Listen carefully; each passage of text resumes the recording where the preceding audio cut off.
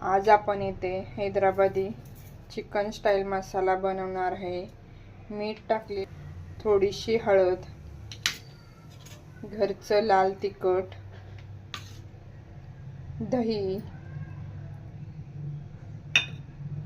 अद्रक, लसूण, कोथिंबीरचं वाटण आपण इथे घालणार आहोत। हे सर्व आपण इथे मिक्स करून घेणार आहोत। हे आपण आता भिजत ठेवणार आहे थोड्या वेळासाठी।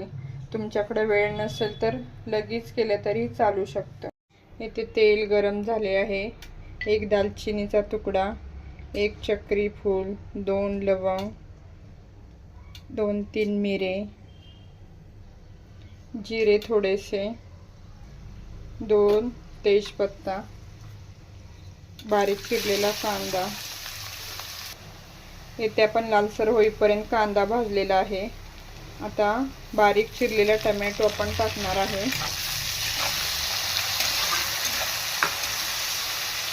कांदा टोमॅटोची इथे ग्रेव्ही छान झालेली आहे।